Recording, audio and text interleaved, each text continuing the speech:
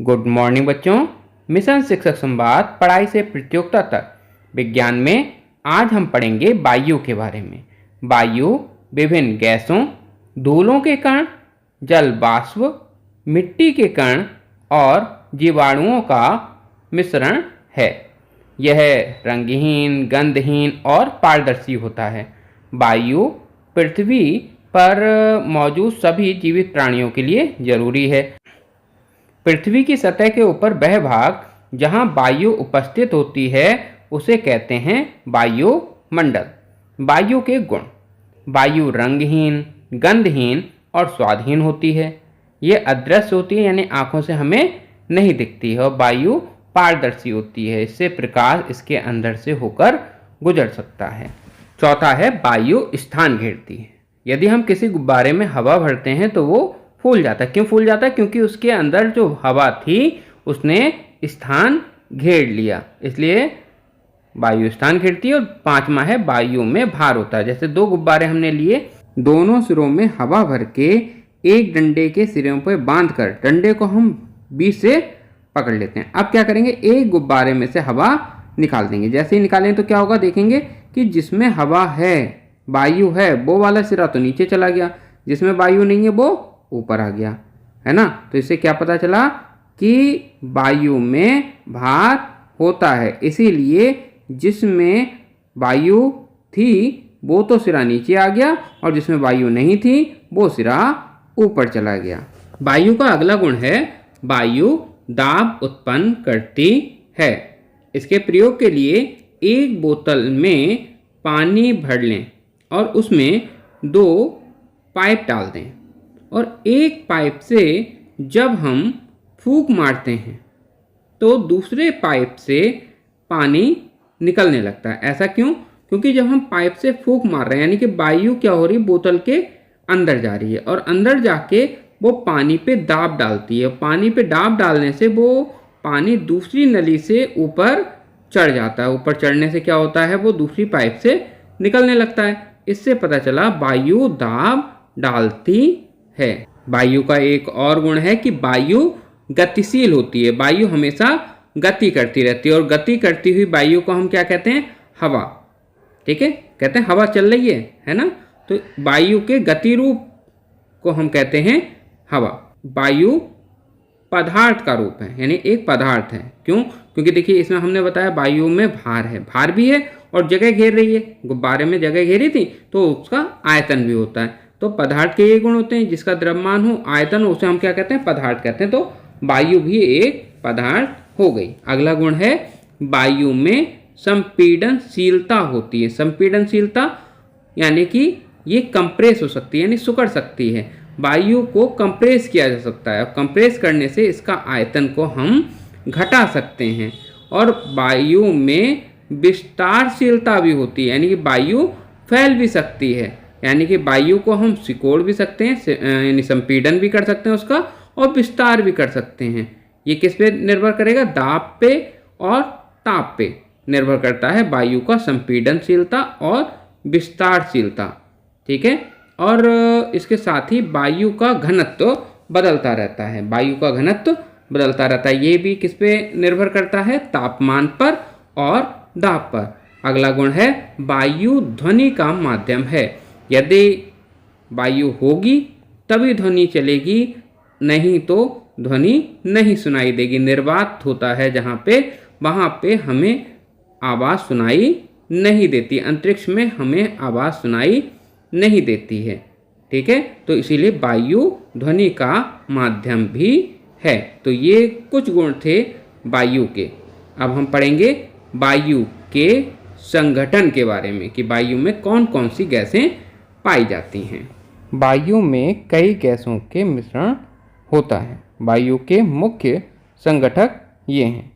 सबसे ज़्यादा मात्रा में पाई जाती है नाइट्रोजन 78%, उसके बाद ऑक्सीजन 21%, फिर आर्गन 0.93%, फिर कार्बन डाइऑक्साइड 0.03%, फिर neon, helium, methane, krypton, hydrogen और जेनान, ये सब 0.04% मात्रा में पाई जाती हैं। आइए बच्चों, ऑक्सीजन की उपयोगिता और आवश्यकता के बारे में जानें। श्वसन क्रिया में जीव जंतु और पेड़ पौधे वायु की ऑक्सीजन लेते हैं और कार्बन डाइऑक्साइड को बाहर निकालते हैं। बंद कमरे में ऑक्सीजन की पर्याप्त मात्रा न होने पर प्राणियों का दम घुटने लगता है।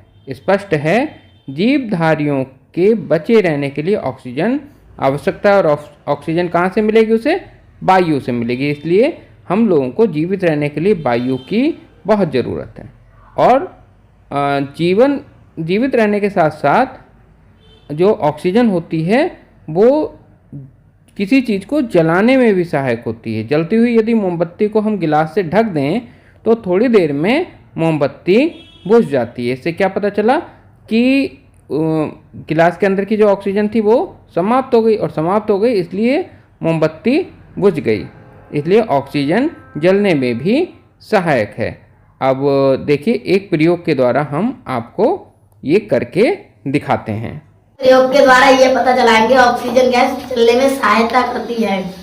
आज हम मोमबत्ती को जला के आपके सामने ये बताने जा रहे हैं।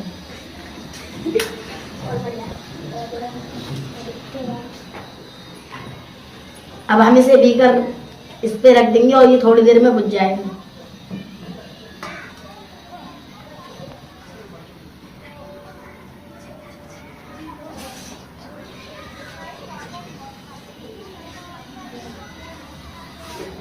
अब ये बुझ गई। जब तक ऑक्सीजन गैस रही तब तक ये जलती रही। ऑक्सीजन गैस खत्म हो गई और ये बुझ गई। इससे हमें ये पता चलता है ऑक्सीजन गैस जलाने में सहायता करती है। तो बच्चों, आपने देखा कि किस तरीके से ऑक्सीजन जलने के लिए सहायक है।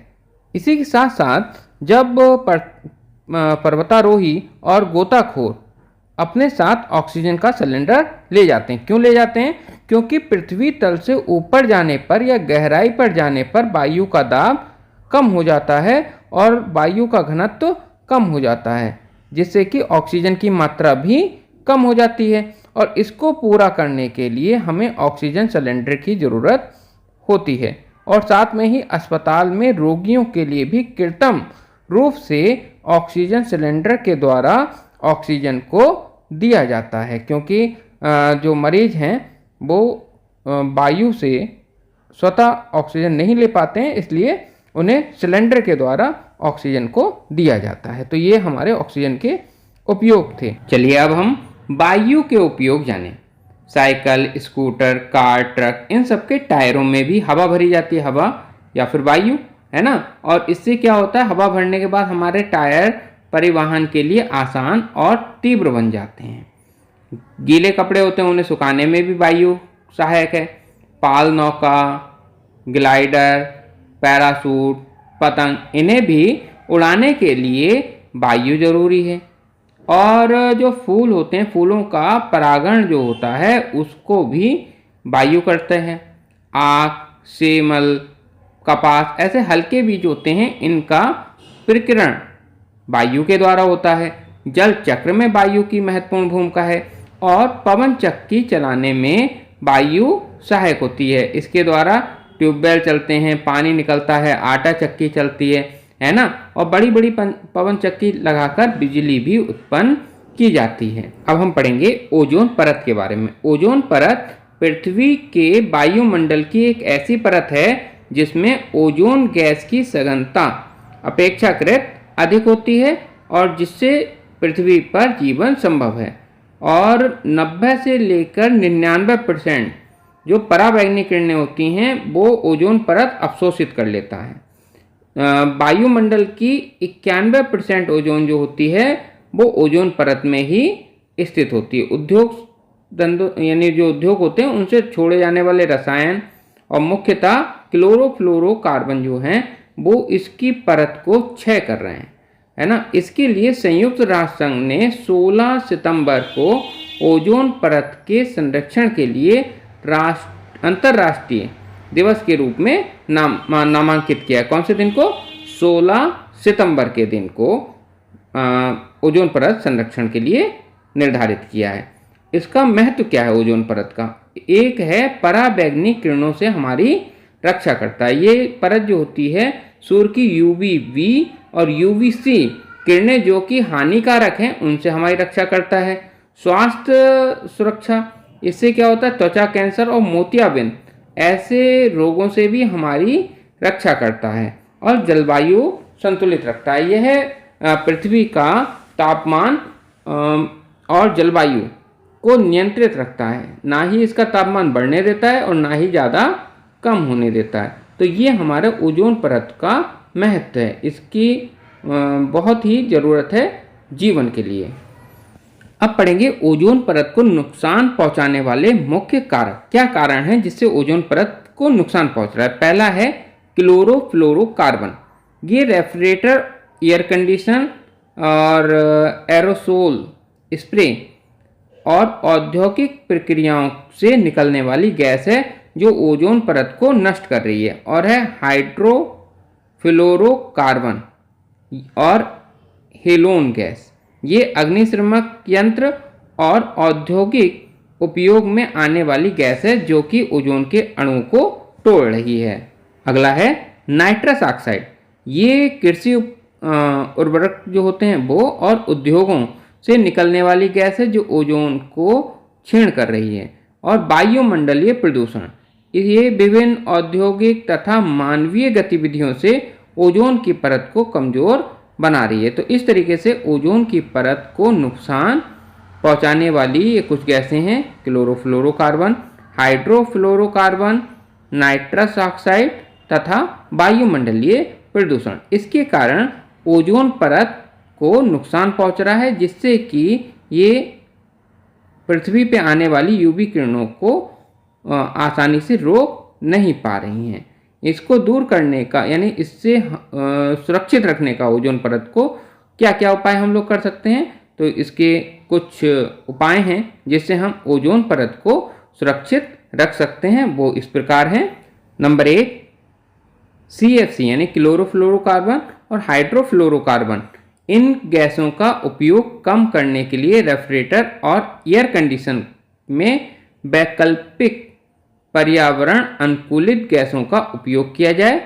प्राकृतिक ऊर्जा स्रोतों का उपयोग, सौर्य ऊर्जा, पवन ऊर्जा और जैविक ईंधन का अधिक प्रयोग किया जाए। वनों की रक्षा की जाए, अधिक पौधारोपण, और पेड़ पौधे कार्बन डाइऑक्साइड अवशोषित करते हैं जिससे ओजोन परत पर सकारात्मक प्रभाव पड़ता है। और अगला है मॉन्ट्रियल प्रोटोकॉल। यह एक अंतर्राष्ट्रीय समझौता है जो ओजोन क्षयकारी पदार्थों के उत्पादन और उपयोग को सीमित करता है। तो इन उपायों से हम ओजोन परत की रक्षा कर सकते हैं। तो बच्चों, आपको समझ में आया होगा कि वायु क्या होती है, हमारे लिए किस प्रकार से उपयोगी है, ओजोन परत हमारे लिए किस प्रकार से उपयोगी है और हम उसको सुरक्षित किन उपायों से कर सकते हैं। तो बच्चों, आज के लिए इतना ही। फिर मिलेंगे किसी अन्य वीडियो के साथ। तब तक के लिए धन्यवाद।